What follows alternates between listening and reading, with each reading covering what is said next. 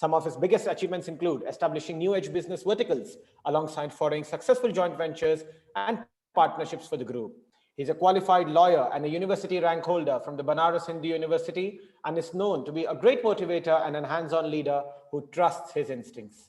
Thank you so much, sir, for joining us today. It's a real pleasure. Thank you. So I'll straight away go to my first question, sir. As a financial services professional, you have steered many businesses to successes before taking on the plunge yourself. How did the idea of turning into an entrepreneur, and that too for the fact of mushrooming an NBFC for the SME sector, come up? So some of this goes back to my background, where I was born, brought up, and how my upbringing was. As you know, financial services industry is dominated by sets of people who come from what I call top-down approach, who have been educated in big places, big colleges, then live in large metros, and from there they look at it from the lens of how the intermediation of financial services industry has to happen. I grew up in a small town like Banaras, born and brought up there. Both my professors were my parents were university professor, and first 10 years of my life I spent into semi-urban and rural areas. I used to live in Mirzapur. I was part of a carpet industry, and I ended up seeing very small farmers, what we call people who weave carpets, and the challenges faced by them. It was destiny that I ended up with a large group, and was I spent good part of next my 15 16 years in building multiple financial services. But at the end of it, when I wanted to be on of my own, or when I wanted to make a change, I thought that I was relatively not that old, and I had time on my hand where I could experiment and build something which can actually change the life of small businesses in India. Having learned it on ground in rural and semi-urban areas, I realized that the mainline financial institutions uh, doesn't have that deep focus of solving the problem of credit.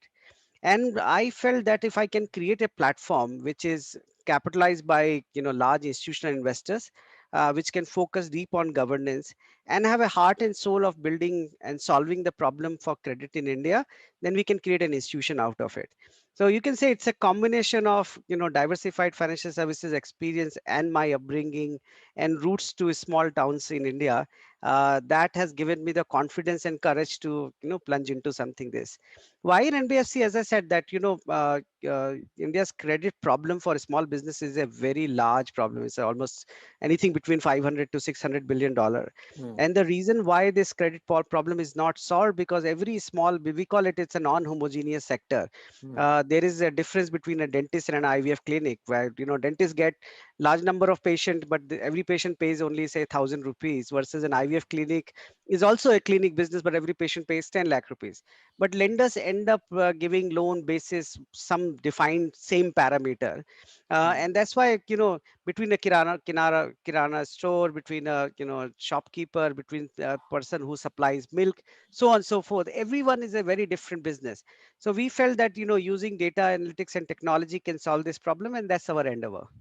Absolutely true. So all these ingredients of coming from a small town you're bringing, and you actually seeing the need of the SME business houses where they actually struggle with small credit, that is like a motivating factor to bring you so Yeah. up. Towards my next question, since we are talking about governance, and we have seen you speaking about governance and how it is important for a financial services business. Can you throw some light on your views and the interpretation of governance and how you have implemented in YouGrow Capital itself, and also in the times where we all believe that transparency is key? What role do you feel a board must play, and what must be a fair composition of it? Yeah. So I think so that I can, this is a question which can, you can hours on this, right? But primarily, you should believe that especially for a market like India, wherein whether it is large corporate credit, mid-market credit, SME, consumer, the underlying businesses are of such a resilient nature that no financial services entity, especially lending institution or a bank, should ever fail. The reason, because the underlying customers, on a relative terms, they sometimes perform poorly, sometimes they perform very well, but there is no reason why, and financial institutions should fail.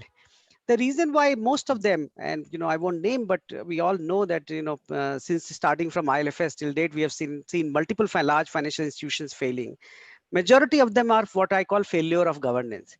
And governance is a loaded word, and one has to actually decipher the meaning of it. What does governance means? So you have multiple stakeholders for any company which is in the business of credit lending, right? So on one side of it are your borrowers, on the other side your deposit holders or people who are lending to you, and third spectrum of is the shareholders. That shareholder can be an individual Indian promoter or can be financial investors. I think so. The governance is some, and then obviously regulators which regulate all of it. Governance is something which create balance around all of it. The failure happens when the controlling shareholders or controllers of these entities, try building these businesses faster than what they should be built.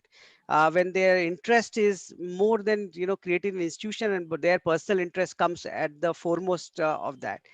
And that's why unless you create a framework wherein the control of an what is been in Indian parlance called promoter is not curtailed well, and the interest of all stakeholder is not taken care of, these all financial institutions are at risk of failure.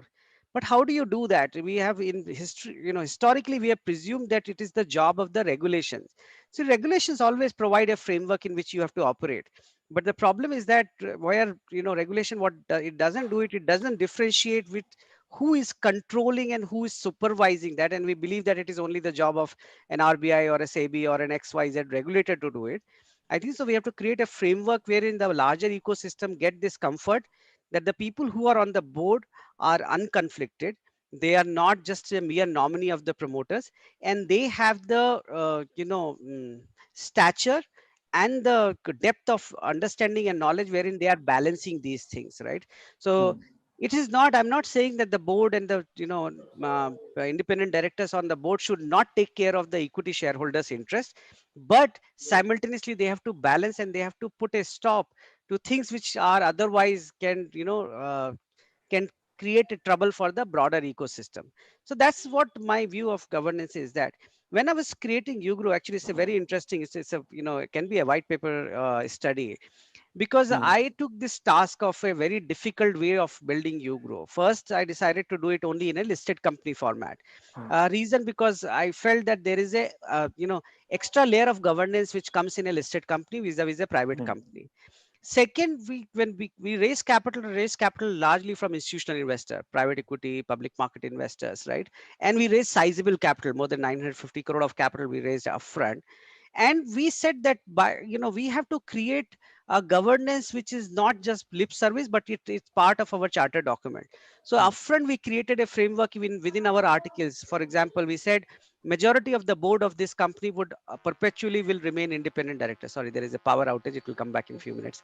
No worries. uh, so majority of the uGrow's board is perpetually independent directors. As a promoter of the company, I have relinquished my right to nominate more than 2 board members. In terms of, we cannot lend more than 1% of our net worth. Our CRO and CFO, we cannot unilaterally fire as executive management. It has to be with the approval of the audit committee chairman and all that. And also in the selection of the board, we felt that because financial services deal with the larger ecosystem in India, every stakeholder should have a representation of our board. So we selected a board member who's an ex-SEBI member, ex-ED of RBI, a private sector banker like Mr. Naveen Puri, who came from HDFC, a private sector banker, Abhijit Sen, who sit on multiple boards, a very senior bureaucrat, so on and so forth. So, and, somebody from SIDBI. So all stakeholders, government, DFIs, regulators, RBI, SEBI, all of them we put together and said that this should be the board, so that the company when it grows, the views of people who have dealt with these institutions, they should be able to represent and say how those institutions think and how we should build this company. Absolutely. Absolutely. So it's more important about how, see, because a board of a company, and we are ourselves a listed company. So the board of a company is interested with the fact that, everything should be in order and everything should be in place. They are like the custodians of the investors' wealth. Yeah. in a particular manner, and the fair composition that you have applied at Ugro Capital, sends out a strong message regarding the governance standards at Ugro Capital. Yeah. Mr. Nath, what, according to you, are the real issues that our SME face with respect to credit for their business? Since you mentioned that in your upbringing, you were in Mirzapur and you were involved in the carpet weaving and you saw the kind of trouble that they faced. Because MSMEs and SMEs, they're the real backbone of our economy. Yeah. So what are the real issues they face when it comes to they getting exposure to credit? Yeah. So this is primary in twofold, right? Number one, for large lenders, big banks and large diversified NBFCs, how do you assess the credit? Which means that how do you ensure that when you lend to a small business, he would be able to pay you back? Now, given that, what I call the non-homogeneous nature, every small business is different, right? So you may in your neighborhood too, neighborhood shop or kirana shop, but both would act differently, right? We have seen this. There are two shops together. One actually does very well, and one doesn't do well at all for variety of reason. But it is becomes very difficult for lenders to really come and access or assess that how the credit should be given, and that's why most of the lender resort to what I call collateral based financing. That's fine. If you are a business, you want some loan, give me a property and I'll give you a loan against that. But invariably most of the small businesses and those business owners don't have that much of collateral, and True. they might have a collateral to begin with, but when their business grows, those collateral don't go, right? Because his money is going into the business. So the biggest problem which SME faces of lenders not being able to really assess the underlying cash flow and being able to lend against that, right? Now, how do you solve for that problem? The only way you can, one is the digitization would actually change that. Government is putting a lot of focus in terms of building the government infrastructure. So whether it is, BHIM for working capital financing, so on and so forth, what Nandan has recently launched, the Ocean Network, GEM Sahay and all that. But it also is, how do you build your ability to understand each of the business and use data analytics and technology? And that is the reason why we decided not only to focus only on MSME, but we also decided to focus only on certain select sector and subsector. So over a period of time, we can differentiate. The example I gave, that when our underwriting team go and meet with a dentist and go and meet with an IVF clinic, they should be able to underwrite both of them separately, and that's the key to success in SME and micro SME businesses. And second, I think so more, which is to be businesses to SMEs should do. Historically, most of small businesses have not been, they were not sure that what data they have to present, right? What I call underwritable financial data. They don't have, proper tax return. They don't have proper financials, so on and so forth. Gradually, because of GST and others, those problems are getting resolved. But there has to be an intent. Each of the small businesses should believe that credit is a need, and provider of credit needs certain set of information, and they should be ready to provide that. True, true. And as you know, I recall here a former bureaucrat who was at a very senior level, he telling me, and in an interaction, he's like a जो इंसान जो जो borrower है जो ब्याज को लेकर सवाल पूछे उसके ऊपर ट्रस्ट करो क्योंकि वो पैसा देना चाहता है Right. और जिसको and this is how he told me that's why I am saying in the same verbatim manner Yeah, कि और जो ब्याज के ऊपर सवाल ही ना करे ना कि 14% लगा रहे हो 15-12 वो समझ लो कि वो आपका पैसा लेके निकल जाने वाला है yeah, क्योंकि जिसको लौटाने की नियत होती है and this is why I am saying this example to our audience also because our SMEs, they are really concerned. Even a 0.25% increase in their interest rates, they are concerned, and that shows their resilience that they want to pay back. yeah. And that's how I mean financial institutions such as Ugro Capital do a very commendable job when it comes to actually supporting these kind of SMEs. But Kailash actually एक तो ब्याज है, लेकिन ब्याज से ज्यादा ना समय पर पैसा। छोटे हाँ, छोटे बिजनेस को ना अगर उसको आप समय पर पैसा ना दो ना दो तो हाँ। फिर उसको कोई फायदा नहीं है। Actually most of the small businesses are willing to take some extra cost, right? But they need money timely. अगर आज मेरे पास ऑर्डर आ गया और उस ऑर्डर को बनाने के लिए मेरे पास पैसे नहीं है, और अगर वो पैसे आप 1 महीने बाद जाके दोगे तो वो मेरा ऑर्डर चला जाएगा, राइट? सो इसलिए, बिल्कुल। या मैं एक एग्जांपल देता हूँ और आपको हिंदी में बोलता हूँ, it's my mother tongue. Think of this कि एक आदमी जो है ट्यूब बनाता था, 10 साल से ट्यूब बना रहा था। ट्यूब बनाते बनाते उसका दिल किया कि अब मैं टायर बनाता हूँ, और बैंक के ऑफिसर के पास बोल गया और उसने बोला सर अब मैं ट्यूब बना रहा हूँ, अब टायर बना सकता हूँ। तो बैंक ऑफिसर ने उसको बोला कि आप टायर तो बनाते नहीं, तो हम टायर के लिए आपको कैसे लोन दे सकते हैं, पहले आप टायर बनाना शुरू करो, उसके बाद आना, तब मैं आपको लोन दूंगा। अगर वो टायर बना ही रहा होता तो लोन क्यों चाहिए, वो तो ट्यूब बना रहा था, और ट्यूब बना के अब क्यों वो क्यों टायर चाहिए, बनाना चाहता है, क्यों चाहिए? right? So I think so that's the thing, is that understanding that that need has to be met in a timely fashion, and Absolutely. being able, that you have to check for his intention to be able to pay back. But you have to appreciate that financial institution, because we also borrow from others, right? We borrow from banks, so to that extent we are Hmm. fiduciary responsible to return that money. So we have to balance Hmm. the approach and be cautious of what we lend, and we should be able to get principal वापस आना चाहिए, because the lending is easy, but getting money Hmm. back is the most difficult part in lending, lending Absolutely, spectrum. absolutely. It's a risk, at Yeah, the end of the day, it's a risk that is being taken. And yeah, कहा जाता है ना कि banking कागजों पे तो depend करती है, बट मुझे किसी ने कहा था कि बैंकिंग आज भी जो है वो इंसान को देख के दी जाती है, yeah. कि एक इंसान की इंटीग्रिटी कितनी है, जब वो आपके सामने खड़ा है तब उसकी इंटीग्रिटी को देख के दी जाती है. Only Mr. Raj, you only mentioned I will about add a callousness certain, to that.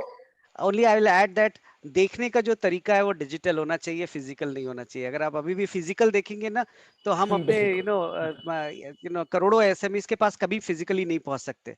So now there is a digital ecosystem which we have evolved, which can also look at the same person in a different way by looking at just the data. Absolutely, absolutely. You mentioned some time ago that Yugo Capital has a focus on assisting SMEs, specifically operating into 8 sectors. Yeah. There are 8 defined sectors. Now, any thought process behind selecting these sectors, or does that mean that there is not a ninth sector that Yugo Capital in future can look into? No, definitely. So look, as I said, that we felt that our mission is to solve the unsolved, right? So that's our tag, which we say that what the Yes, problem of SME yes, credit is unsolved, and we would like to solve it. Selecting sector is absolutely. our method to solve that problem. We felt that India's SMEs are, operate under roughly around 180 sectors. If we try to build expertise around Hmm, all of it, it's kind of impossible, right? That it would take us many number hmm, of years, and second, we will falter, so we will become like some, everybody else. That's why we said that we have to focus on select defined sectors, which are on the 5 criteria sectors. Which are large. So our 8 sectors actually contribute roughly around 50% of SME market or economy in India. Sectors where banks penetration is little lower than the other sectors. Sectors wherein there is no regulatory headwind, right? Wherein there is no regulatory hmm, changes which can actually destroy the businesses. Sector which are hmm, largely underpinning the consumption economy of India, and sector also which doesn't require too much of deep geographical penetration, because a country like India, you hmm, might pick up a sector for which you need to open 1,000 branches, right? Then which means hmm. that your journey would take 10-15 years to That's true. become Hmm, profitable. So that's the way we selected our sector, and within that sector we then selected subsectors. So for example, in education we do K-12 and play school. In healthcare we do a small nursing home, pharmacy, dental clinic, IVF clinic, pathology, radiology. In food and health, hospitality, we do fine dining, QSR, fast food chain, so on and so forth. Because once you constrain yourself to do only service only select sectors, your whole thinking of solving the problem of credit evolves from there, because you are forced to understand that business and be able to define how you underwrite them. So that's our philosophy. What we have come to realize that and which we have added as a sector, is that when it comes to very small ticket MSME, sub 15 hmm, lakh rupees of loan, they themselves are a sector. Because whether hmm, they are healthcare, whether they are education, whether they are food beverages, hospitality, whether they are light engineering, that small business is dependent upon their local ecosystem. And for any, if they belong to any sector, they will still be able to survive. So now we have defined a small micro SME as a sector itself, but we would intend to operate within this 8 sector and our 50 plus subsector and the ecosystem around that.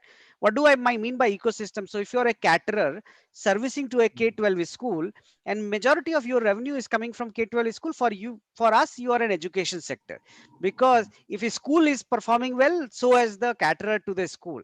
So that is the way and approach in which we are trying to build our business.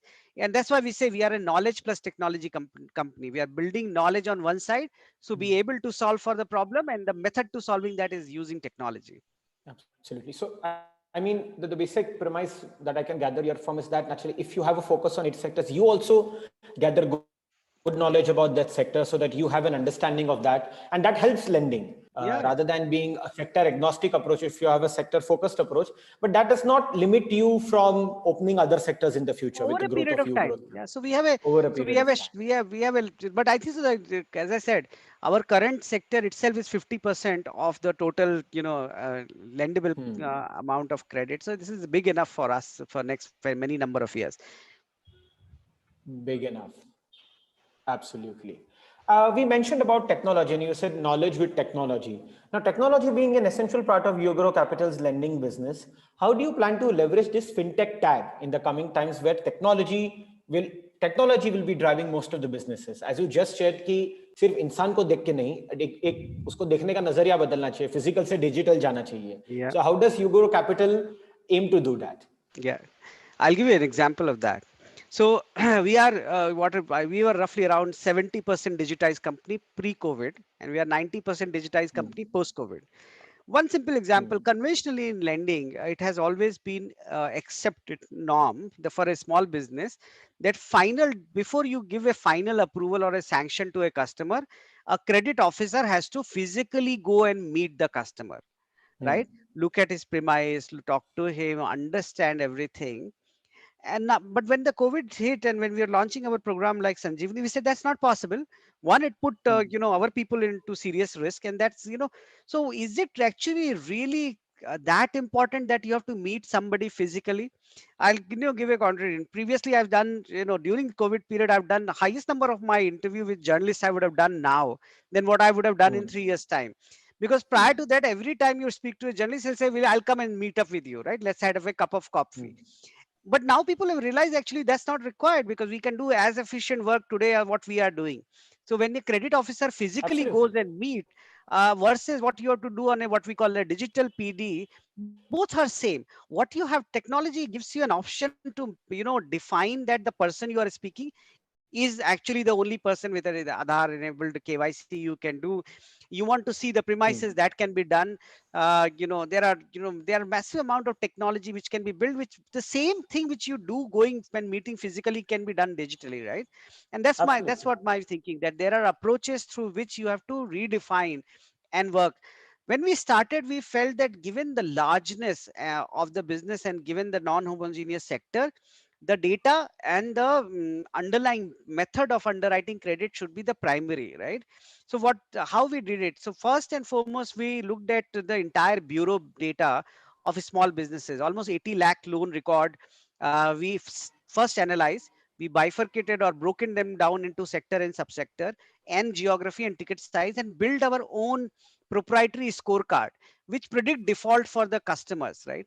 So if you are a nursing home in Chandigarh with an X bureau score, and if you're a nursing home in Hyderabad with the same score, because you are in two different geography, our system can predict different default ratio. So that's the approach of data. So when we say we'll use the data as the primary source to filter between good and bad customer. And then what we call process efficiency in lending. So for example, today, all loan documents, from banks still are signed digitally. Actually, law allows you to sign it digitally. Somebody has to take a leap of faith. The legal process has to evolve wherein digitally signed document are accepted in courts, so on and so forth.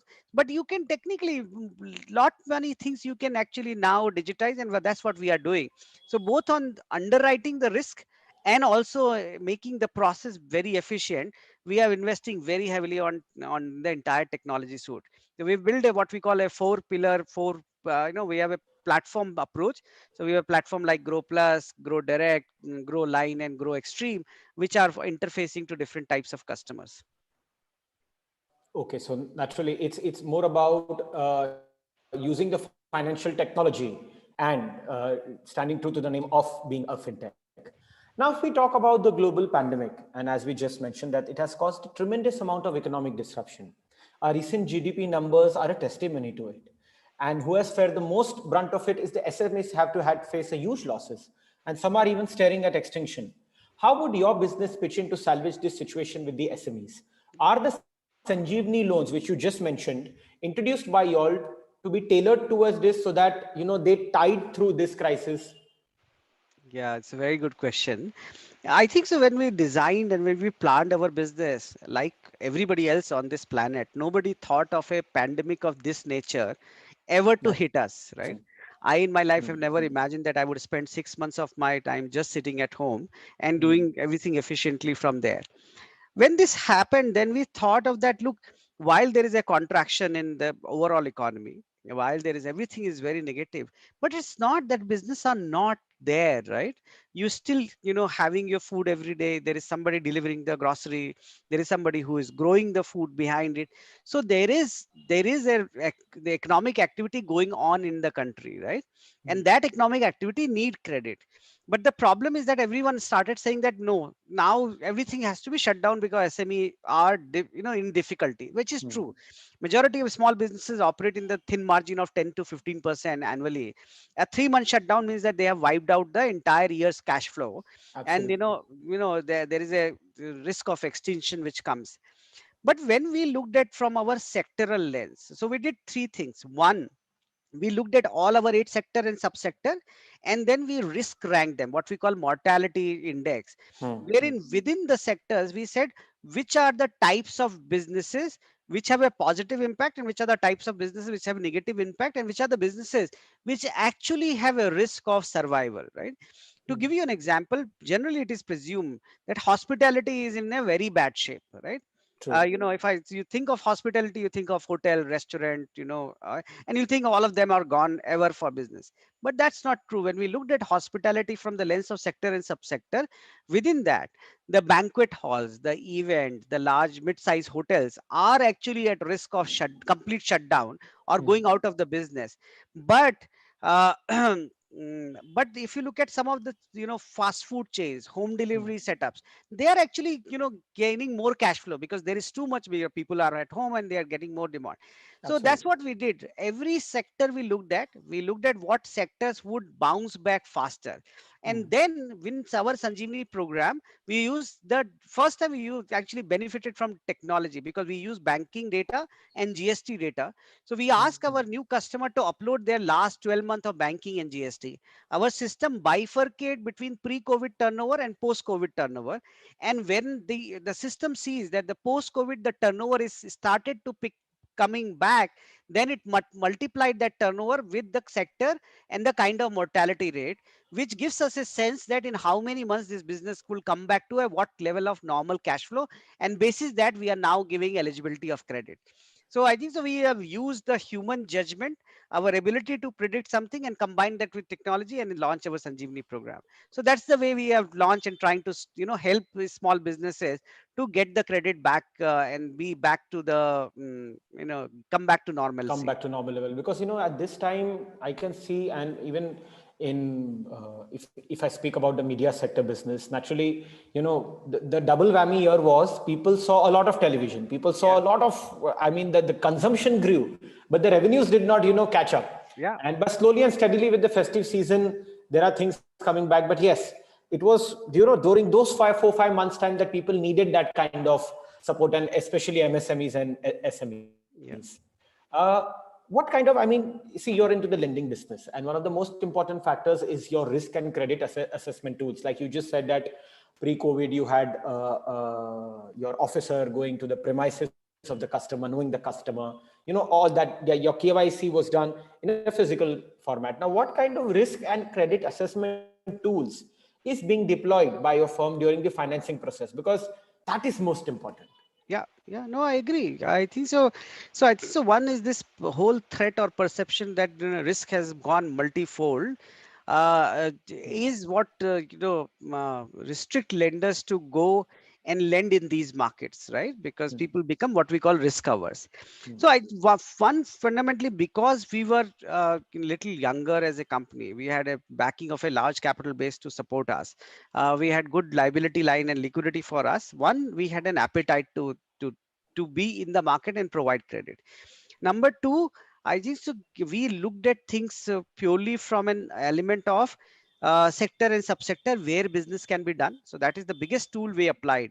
We actually, you have to, in lending also, you have to take a view. You cannot, if you take a view that world has come to an end, then obviously there is nothing can be done. But when with Crystal, we did actually in-depth analysis in first 3 months that what sectors would come back faster, right? And Hmm. where the credit need would come. And within that, sectors which will be, for example, I'll give you an example of K-12 school. So education is a sector for us and K-12. Now K-12 versus the food processing are two different industries. Food Absolutely. processing today, the cash flow is much more resilient than what it was pre-COVID, right? Hmm. K-12, though actually the cash flow is very stressed, but the loss ratios would not be, because ultimately at the moment parents are either negotiating for lesser fees or not paying it. But Hmm. once the normalcy would come back, they would start sending the kids back and the fee would come back. So you Hmm. have to take a two different approach, right? If there is a need of a K-12 school to borrow to survive, you have to lend him differently. You have to give him a loan which he has to start servicing 6 months down the line, Hmm. versus for a food processing, you have to give him a higher loan but he would be able to service now. So I Right think now, that yes. approach is what we have applied. And then we, as I said, we use deep data analytics of using the banking data and GST data, and starting credit from there. So these are the broad, and rest of the risk framework continues to be the same, which was pre-COVID versus the post-COVID. So, like a typical framework being followed by a, like a Yeah, credit institution of your scale yeah, does follow it. Now, you know, we came into this. Unfortunately, the pandemic came through. No one knew about it, and economies are, really baffled and rattled, as I would call it. And each and every economy came out with their relief measures, and we were waiting patiently when would India come out. And then India came out with an Atmanirbhar Bharat package, and a lot of relief measures, were specifically aimed towards the MSMEs so that they come out of crisis. Now, be it the yeah. credit guarantee scheme, wherein 20% of your existing limit will be topped up without asking for new collateral, the distressed fund scheme, and also now, since there were a lot of debates about moratorium, the one-time restructuring scheme for the MSMEs. How do you see this? And do you feel that this will actually go a long way in addressing the concerns of the MSME sector? Absolutely. So I think so. And I, I say it in no uncertain terms. I have never seen such concentrated effort between regulator and government to react to a difficult situation, and do something for for the broader economy. I think the government took first and foremost, government and RBI attacked on the problem of liquidity, because sometimes if the liquidity is not there, that can create more systematic problem than what it actually. So their first thing what they did is infuse liquidity into the system, which is stabilize broader financial ecosystem. Then second was obviously the MSME, which was about at the risk of getting just starved out of cash. And all of this scheme, whether it is emergency credit line, the subordinate debt scheme, all of them have actually helped it. Most of it is helped SMEs from coming out of the current problem, the first 3 months and 6 months problem. Where it doesn't address the problem is on a long term basis, so it doesn't probably, if the revenue of a small business has shrunk by 50%, these schemes help him into survive for the current, but it doesn't help. And I think the government has a limited power to improve the revenue spectrum of the small businesses. So that I think so has been very, very helpful. Now, what is needed to be done is, I think so there is a set of small businesses which are left from the entire scheme, especially in the emergency. So that large number of small businesses in India are financed by very small NBFCs. Those True. NBFCs have been suffering from the problem of the liquidity. So while there is a government scheme to give guarantee, but if an NBFC doesn't have the money, they cannot even give that credit. And I think so there has to be some mechanism that borrowers who have borrowed from small NBFCs, and if they cannot get the money in the emergency credit line, then any lender should be able to lend and get that guarantee. Second is, for example, if a bank has to lend to an NBFC, only for the purpose of that money going towards emergency credit line should also be guaranteed, so that bank have confidence to give money to NBFCs. So these are small tweaks which, if can done, then obviously this credit dissemination through emergency credit line would increase. But generally, I think so that the liquidity which has been provided and government has provided what we call off balance sheet support have been really helpful. If this much of effort would have not been done, I think so economy and the MSME generally would have been under serious distress. Absolutely. And today also I read the news that The government has sought the approval to infuse $2.7 billion, which is roughly 20,000 crore into the state-run banks, into the banking system, Yeah. so that they are able to tide over the crisis of Yeah. any, because 6 months moratorium were there, IBC is suspended. Yeah. So naturally, any kind of for recovery mechanism to strengthen their balance sheet. And Now, if you also, talk, you asked this question which I've not answered on the restructuring, right? Now, restructuring is always has a double-edged sword, right? Because the, the conventional financial professionals, or people say that, oh, you are putting the risk system at a risk, wherein you don't know 5 year or 2 year down the line what would be the health of the financial system. Actually, I am very antithesis to that. In worrying about 2 years down the line, if you don't protect the today, today, there is no future tomorrow, right? So I think so, to that extent, all restructuring schemes are very welcome. Obviously, you have to make sure that nobody misutilizes them. misutilizes it. But I think so, Absolutely. you have to believe that India is a great country and it would bounce back, and economy would come back to normalcy, and whatever you are restructuring would become standard over a period of time. True, true. And I sincerely believe that in a country like India, we're blessed that, as a matter of fact, we are a very resilient economy. Yeah. We there is a demand of 1.3 billion people, which is Yeah. in-house, I would call it, and that makes us a very resilient economy, be it in every sector. Yeah. So that is a very unique factor, and I sincerely believe that one of the main reasons why India would bounce back also very fast. Yeah. But yes, I mean, there were certain reports in the media, as you said, about restructuring.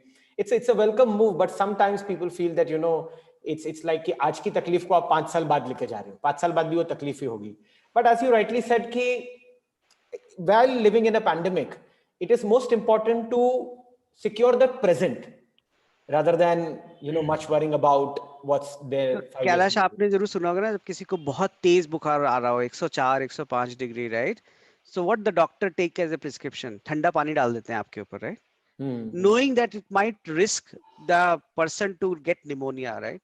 But when it is a high fever, when you are at the risk of, just because of that, your brain getting damaged, you take the risk of pneumonia, and you cool down the temperature by putting cold water.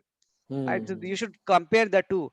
Today we are at the risk of collapsing, so you have to, even if you have to delay it for future, you should do that, and then you see that how in the future that these things are taken care of. No, bilkul, absolutely right. Now, Mr. Nath, a lot has been debated about the loan moratorium also.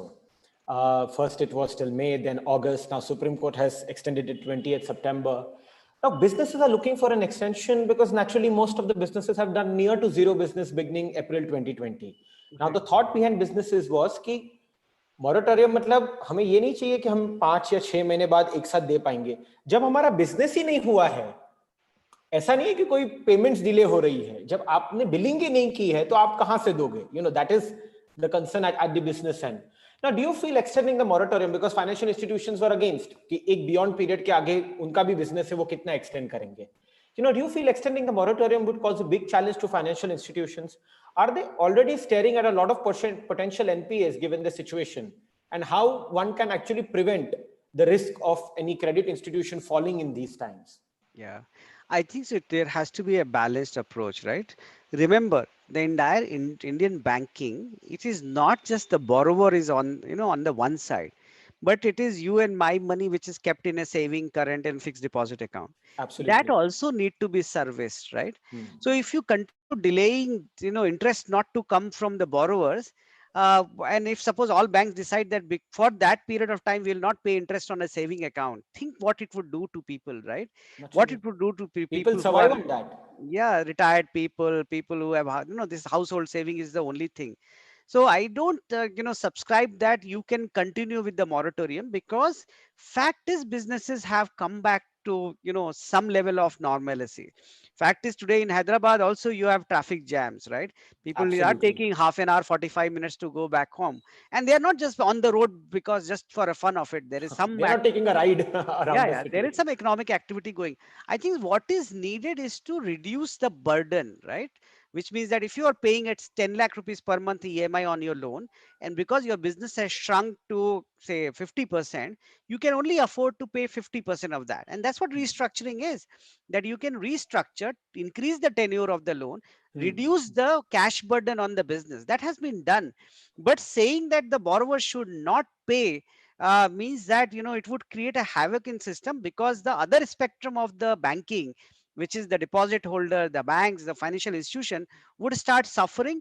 And also remember that certain segment of our market, microfinance, small loan, people don't understand that this is an obligation which they have to pay, and they think that if the government or the Supreme Court or ABCD are saying not to be paid, they think as if they don't have to pay it ever, right? Mhm. So it can create a massive amount of problems. So I think so the approach of balanced approach has to be taken here. वो जैसे as you mentioned about microfinance institutions, it sends a very, as you mentioned it sends a very wrong message कि now जैसे एक प्रकार की कर्ज माफी हो गई है. Yeah. So वो एक गलत मैसेज ना चला जाए उसके लिए भी it is necessary.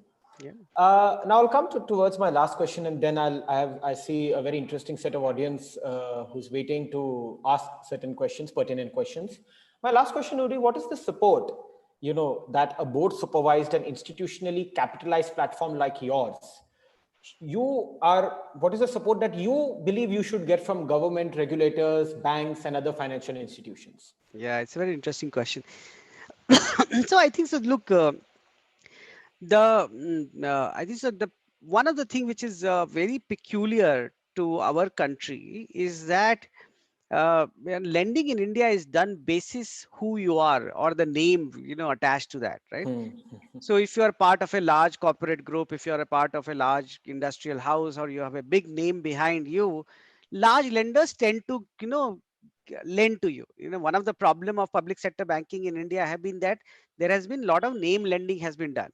If you are a part of Absolutely. a big group, and we have seen how those top 25 group or corporate which were in existence in 2016 are no longer even exist, right? So while we have seen that, actually what should be seen is the quality of the business, the quality of the governance, The and cash not flows. the cash flow, the type of the capital, and not who the owner is, right? Because and we have seen that some of the large successful actually, generally, if you look at generally financial institutions, banks, or successful NBFCs in India or overseas, are those who doesn't have a large defined owner, who are run basis a very super highly qualified supervised board, right? Take an example of HDFC, right? The entire HDFC group is not backed by one single owner, right? There is no single owner, but it's one of the most credible financial institution in India. I think Absolutely. the government and regulators have to start giving weightage to NBFCs which are institutionally capitalized, board supervised, and create a framework where it can be in form of a higher lower risk weightage from bank or a special liquidity scheme, so that these kind of institutions start getting benefit of liquidity, and they should be able to do the good job of creating or intermediation of credit in this country. True, true. Absolutely. With this, Mr. Nath, I'll now take questions from the audience. I can see my chat window, and a lot of people are here there to ask questions. One question which I can see, which is a general question, is what are your views on the impact of red tapeism and bureaucratic hurdles on MSMEs? A very important and pertinent question, but that there are a lot of approvals which I believe the MSMEs get stuck. So the impact of such bureaucratic hurdles and sometimes, let's say, red tapeism on MSMEs. As you said, na timely, कभी-कभी उनको अगर timely नहीं मिलता है तो बाजी हार सकते हैं. Yeah. So these are two different, one, getting timely credit and versus getting approval for doing, business, ease of doing business, are two different things. In my experience, one of the things which I have realized, and SMEs themselves are slower in adoption of newer technology and newer thing which is happening. Take an example or a case of GST, right? The biggest what should I say, biggest noise or difficulty posed, or people said that GST is unhelpful, was SME and micro SME sector. Fact is, the GST is the single method through which the credit dissemination to SMEs is now getting accelerated. Because today, as a lender, if you give me the access to your GST, I can look at your entire turnover data. I can look at this, that where you have purchased, who you have sold, and basis that I can make an assessment that if you have a 10% margin, how much money you can take as a credit and how much you can pay. right? Hmm. Now, but this has happened by force. Same is banking. Today also, I'll give you this example. When we went to do video KYC for our Sanjeevani program, 70% of our borrower had not linked their mobile number with their Aadhaar, right? Hmm. So as simple as that. So as soon as our digital PD started, when we went on the, and we asked them to put their mobile number and get an OTP, small businesses said, oh, my accountant is Aadhaar number is mapped and I'm not aware, I don't do it. So I think so the small businesses have to adopt to digitization wave which is coming to India, because that is the problem. There is the red tapeism which you are talking about. To a large extent, government is taking care of that, but you have to use it. You have to get registered as an MSME. You have to get registered in Udyog Aadhaar. You have to get on GEMS platform. You have to use it. All of that you have to do. Finally, business has to. So I think so. This adoption which large corporate towards technology does, mid-market corporate do, SME are slower in adopting to digitization, and that they have to do. They cannot avoid thinking that if I जिसको हम बोलते हैं कच्चे में ही सब कुछ रखूंगा पक्का करूंगा तो टैक्स देना पड़ेगा. But I think so yeah, one small business had get out of this mindset of that we have to save tax. They have to get onto this mindset that we have to do more business. Tax is incidental to that, because when we do it in a digitized and recorded form, everything becomes easier. तो एक प्रकार से आप कह रहे हैं कि प्रवृत्ति बदलनी पड़ेगी, जो एक बिल्कुल मानसिकता है बिल्कुल. कि एक, because transparency is key, Yes. And for any lender to give, to be able to trust the numbers that they share with you, Yeah. वो प्रोजेक्शंस हो या करंट हो या आगे के प्रोजेक्शंस हो, उसके लिए ट्रांसपेरेंसी बहुत जरूरी है. एंड ये ट्रांसपेरेंसी आप चेक कर पाते हैं कि आपके पास अगर वो जीएसटी है, उसके इनकम टैक्स असेसमेंट्स क्लियर है, तो आप सीधे वो डेटा वहां से निकाल सकते हैं, यू कैन कोरिलेट. पेमेंट है. सो अभी जैसे हम 25 ब्रांचेस इस साल खोल रहे हैं, 75 नेक्स्ट ईयर खोलेंगे. और क्यों हमको करना पड़ रहा है? Reason for that is that in every small tier 2 tier 3 town we have to deploy a credit officer, a sales officer and a collection person, right? The credit officer job is for, because sub 15 lakh ticket size, you have to go to every business owner and record, because if you look at his banking, only 10% of his revenue coming through banking, rest is all coming through cash. Now how do I, as a lender, I know it is actual or not? Which means that for even a 15 lakh rupees of loan, it takes 4 to 5 hours to go spend time in the shop, understand, record everything. If you do all your business through banking method, right, through UPI to payment, I sitting at in our main location, we can just pull that data and give you credit in minutes, right? So I think so that is the approach which people have to take. Absolutely. And now in a technology enabled world ki jahan digital India ki bhi itni baatein hui hai, so naturally it's time that SMEs do understand this. Yeah. I'll take one last question before then we wrap up our session today. Since a gentleman is asking that, since we are going through a pandemic and healthcare is a sector, as you mentioned, कि आप clinics को देते हैं, polyclinics को देते हैं, तो क्या अभी आपका जो रुझान है in terms of credit is what the gentleman is asking, healthcare की तरफ ज़्यादा बढ़ेगा? So actually, it is very contrast. So that's what I'm saying. On the face of it, it looks the healthcare should benefit from pandemic, but actually that's not true. Reason, because there are two kind of healthcare services, right? Elective and essential. All kind of elective healthcare has come to complete shutdown. So अगर आपके दांत में दर्द हो तो आप dentist के यहाँ अभी नहीं जाएंगे, आप वेट करेंगे 2-3 महीने, because you will somehow you'll take some painkiller, but you will not go because you are at risk of going and catching a COVID infection by visiting a doctor. Most of the hospital and nursing homes are now actually become COVID facility, and that's why general people and public is not going. Not going. So I think so healthcare for in a shorter tenure, till the time the normalcy doesn't come, actually is negative cash flow. But what we are doing is that people are also simultaneously upgrading facility. Sorry about this today. No, Actually, no, it's a no, bad day. no, no, no worries. Upgrading facility. So people who want to buy medical equipment, want to put new X-ray machine, want to put. We are doing that because lot of healthcare facilities are using this what we call downtime to upgrade their facility, and we are helping them in terms of providing credit for that. Absolutely. So there is a focus, and there is an equitable focus on all the sectors. Yes. Thank you, Mr. Nath. Thank you so much. With this, we'll wrap up the session. Thank you so Kevin. much for sharing your valuable time with Governance Now on the Visionary Talk series. And thank you so much, ladies and gentlemen, for being such a wonderful audience across this particular platform, on the Facebook page as well as YouTube of Governance Now. And we'll come back soon with another episode of Visionary Talks by Governance Now. Till then, it's a goodbye. Jai Hind. Thank you so much, sir. Jai Hind. Thank you, Kailash Ji. Thank you for hosting us.